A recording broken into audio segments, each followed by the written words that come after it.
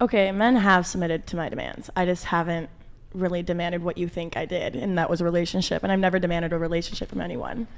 But they do what I say, because I have been actually the power like house of these phases or talking phases or hookup phases and all that stuff. Like I have been the one like that gives more. Like I don't know, we'll like eat, we'll like order DoorDash because we didn't really leave much, but like I would pay, I would do whatever, and he was happy as hell. I think like the issue like before, like our issue with me saying that I'm okay with being the breadwinner was that it was like misconstrued. Like I simply just meant that like I think it pushes us backwards if we're just expecting men to be the breadwinner all the time. Like women can be the breadwinner. And also not every woman wants to be a stay-at-home mom if she's making bread, you know, like, and if the husband's like fine with it. There's so many stay-at-home dads nowadays too. And yeah, but that's not happy. I don't think that's a very fulfilling and happy relationship for those two. It's not the ideal scenario. Like we're trying to pretend like the arrogance we have, and I'm not saying you specifically, I mean our society, right? The arrogance that we have in this generation to think that what's worked for humans for thousands of years, we somehow know better because we have an iPhone and we have Instagram. Oh, we're better than our grandparents and our great-grandparents and our great-great-great-grandparents who lived and strived through much harder living conditions than we could ever possibly imagine. And they did it successfully because the mother stayed at home and raised the kids and the man went out and brought home the bacon. The divorce rate is 50%. Now? Yeah. Yeah, and look what we're doing.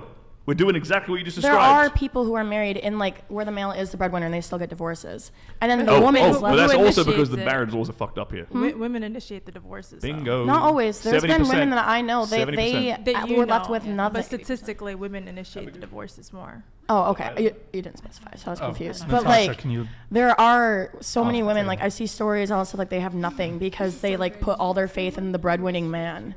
And it's because they vet them poorly. I think women vet men poorly nowadays. I completely agree with that. You have this idea that you want them to be, and you actually don't vet them out. So I would like to ask you a question, and then being someone's very opinionated and relationship coach, and then I'd like to hear your opinions on this too.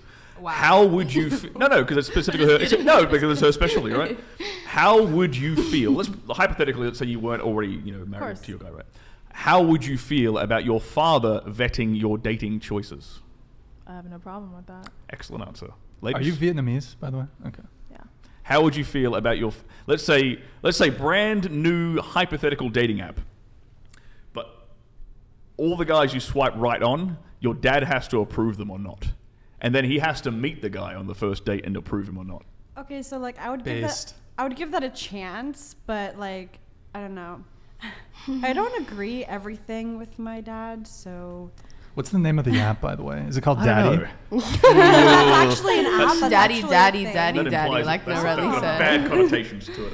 I've actually seen that. That reminds me. I think it was like a BuzzFeed video or something. Or am I allowed to say that?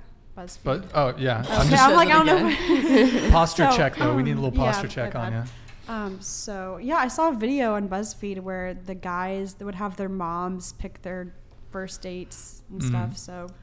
I think it could be interesting. Arranged marriages have a higher success rate. I don't know. I feel like they're not very happy, a lot of people. A lot of people are not happy in arranged marriages. I think it's because they don't have the perception of what they're missing out on.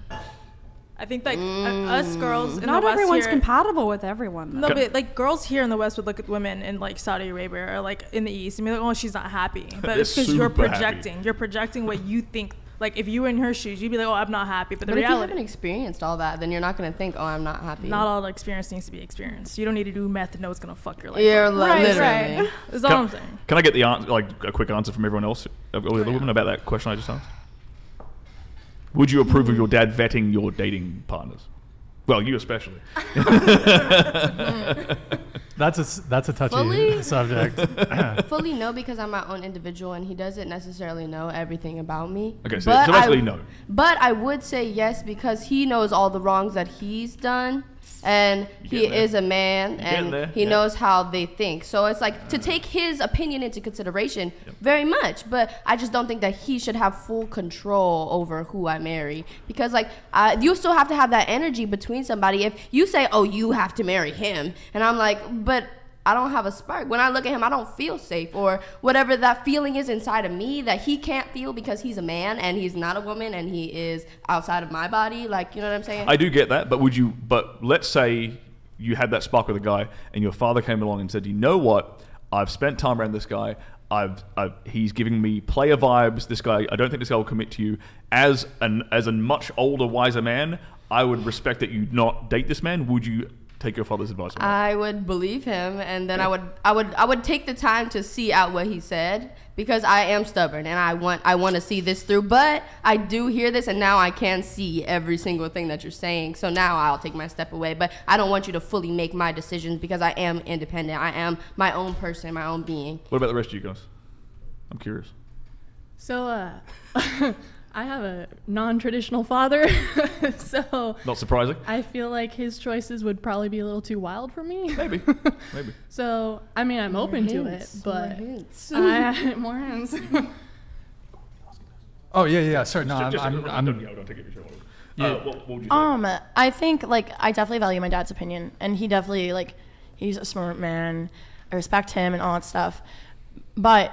Again, like what you said, my dad is not in my body and he can't feel like those feelings romantically. And so like I feel like if he had his issues with a man, yes, I would consider them, but I wouldn't make that my turning point into whether a relationship will fail or not. But you know what I would say to that is that the very fact that you're basing your choice in men purely on emotion is the problem in the first place. Because a man doesn't really think through his emotions. Your father, I mean, again, this is kind of my argument here, is that like, and I still would love to hear, everyone else's opinion on this, but I think your father, who's like, he's definitely going to be older than you, right? Let's say at least 18 years older than you, right?